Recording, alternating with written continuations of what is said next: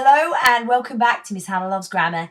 In this video we're going to be unlocking the theme of friendship across Robert Louis Stevenson's novella The Strange Case of Dr. Jekyll and Mr. Hyde. Now before we go any further, I'd like to encourage you to hit subscribe so you can join my tribe for all things English, literary and grammatical. Now the theme of friendship itself across this novella might seem quite minor, but actually core to the content in this video. I want to show you that it's a central way for us to uncover the mysteries of the plot. So Gabriel Utterson is a great friend of Dr. Henry Jekyll, who he fears is being blackmailed by Mr. Edward Hyde. We learn of how Jekyll and fellow scientist Lanyon are no longer friends owing to a scientific disagreement. That means they don't talk anymore. It sounds like such specific scientific focus because we're never told the explicit argument. Instead, it's referred to as scientific balderdash by Lanyon at one point. Later on in the novella, Paul, the servant of Henry Jekyll, pleads with Utterson to support him with, the events that then unfold. Lanyon is later chosen by Jekyll to help him in a desperate attempt to save the day. What's fascinating here is, as I've already acknowledged, Lanyon was no longer speaking to Jekyll, but Jekyll's desperation means that he turns to one of his oldest friends. So, just based on these facts, what does the theme prove? Well, that friendship is based on loyalty and trust, and that it's more than an obligation. Because the obligations that we're shown through Stevenson's novella show us that, how and why friendships evolve, how they're made and how they're broken, are of as much interest to us with each of these characters, rather than the fact they are simply friends. We're also forced and, encouraged to question what kind of friendship it is to know that your friend is suffering and not necessarily addressing the heart of the struggle you fear they face. With Utterson, for example, he's concerned for quite some time that there's a problem between Jekyll being blackmailed, he assumes, by Hyde. Yet he doesn't really address it directly.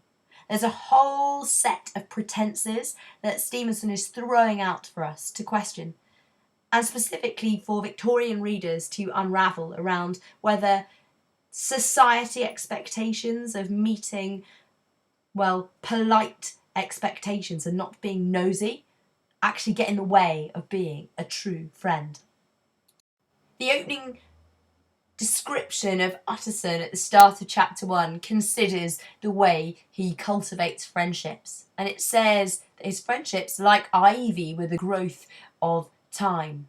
Now, ivy grows ferociously in unlikely places, so much so that it's often found on the side of buildings. And I think that simile of like ivy is really a beguiling way of comparing Utterson to his friendships, like ivy.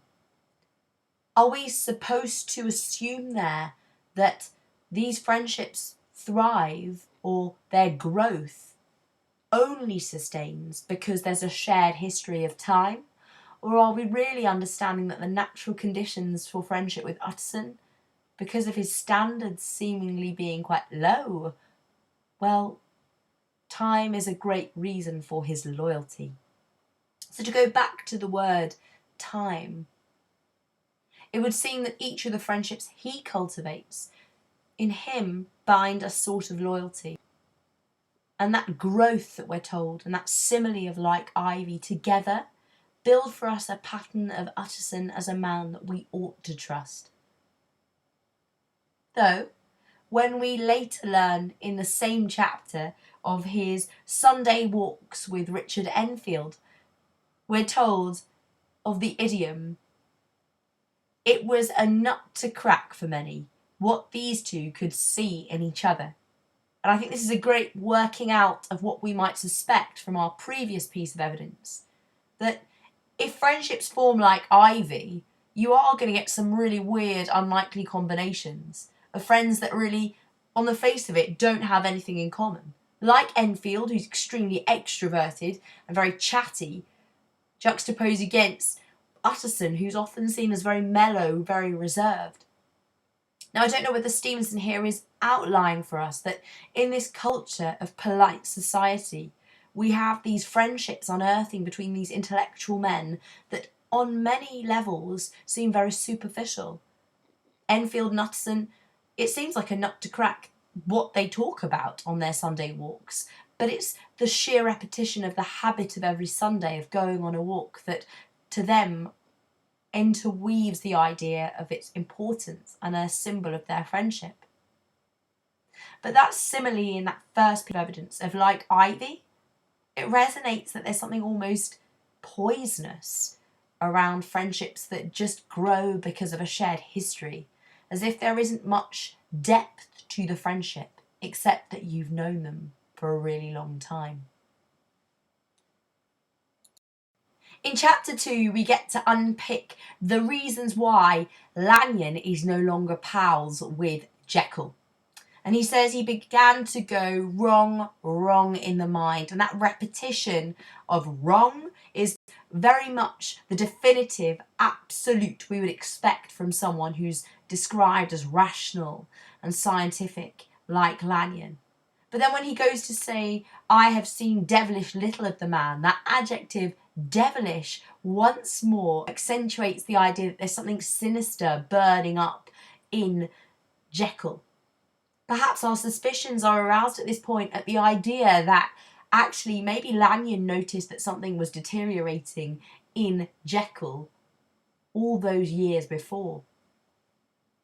The fact that their misunderstanding is simplified down to unscientific balderdash. Balderdash is something that's nonsense, if you like, hype for the sake of it. It seems to have really pulled their friendship apart. And then there's an analogy that's brought through, so much so that that nonsensical argument they both had would have estranged Damon and Pythias. Now, estranged is when we have quite a difficult relationship with someone. So the verb estranged, saying, there is huge distance between us, we understand. But when we bring the myth of Damon and Pythias into the mix, well, that takes on a whole new level. So Pythias in ancient Greek mythology was suspected of and condemned to death for potentially committing treason and trying to kill Dionysus.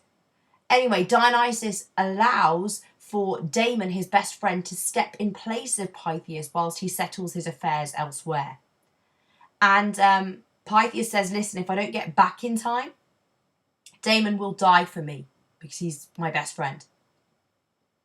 Pythias does get back in time, but Damon was prepared to die for his friend. So often this Greek myth is often brought forward as like the ideal friendship, that you would die for your friend, you would be that loyal. So the fact that Lanyon chucks that into the mix, definitely for us when we're considering relationships and friendships, proves that maybe there was some sense of deep-rooted, trusting loyalty in friendship between Lanyon and Jekyll, which of course we see unearthed later on in the action that we see in chapter 9 when he comes to his friend's rescue.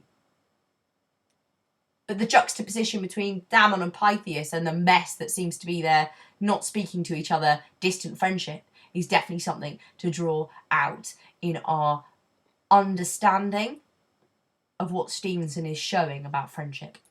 In chapter 6, we're giving quite a damning revelation about the struggles that Jekyll has been under. We're told that he came out of his seclusion, renewed relations with his friends, became once more their familiar guest and entertainer. So that's a huge shift from him being so isolated after the disappearance of Hyde and the murder of Sir Danvers Carew. So at this point, the verb renewed in relation to his friendships again, and that his friends see him once more as a familiar guest and entertainer, reminds us that Jekyll finds freedom in friendships And that freedom, as I say, is accentuated in the verb renewed, the adjective familiar, and also that juxtaposition between the noun seclusion and the noun entertainer. One seems so much alone in the form of seclusion, and entertainer seems so joyful. So friends elevate Jekyll in his hour of need, but only, I hasten to add, when Hyde is out of his life. Our final core piece of evidence around friendship comes in chapter 9, with the plea from Jekyll to Lanyon.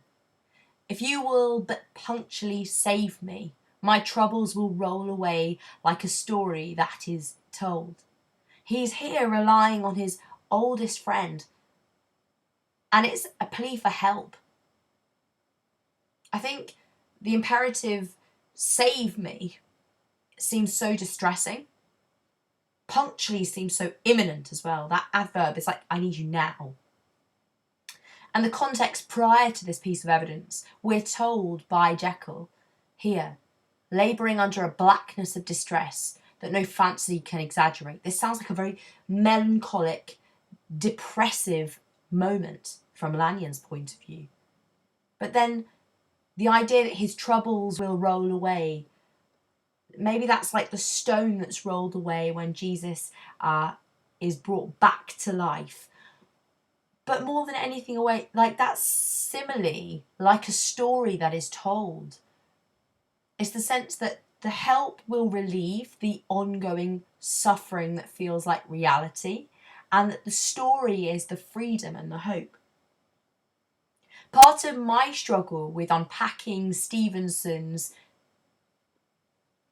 manifesto of friendship across this novella is partly that Jekyll reaches out to friends, but in ways that actually accentuate more than anything his repressive struggles. He's never explicit with exactly how they can help. Even Lanyon offering a potion to save the day is too late. The burden of the addictions and struggles that Jekyll faces means that friendship cannot truly save him. And so I suspect a question you should be posing yourself as a 21st century reader is whether the conditions and climate for each of these friendships that we see facilitates friends to be able to help each other. Are they able to be present as friends, or just as individuals standing alongside each other doing the polite business of never really being real or accountable? So much of the challenge that Stevenson puts out to us about the role of friendship is that it's more than just an obligation or a duty. It's about ensuring and being present, asking difficult questions that Utson tries to do at points but doesn't truly succeed in attacking or addressing. It's more than having suspicions, but being real. I'd love to know down below in the comments what you think he's doing, what Stevenson's big point about friendship is, and why you think it is that friends cannot truly save the day with Jekyll, or even an exposing Hyde. Why not subscribe to Miss Hannah Loves Grammar for all things English, literary and grammatical?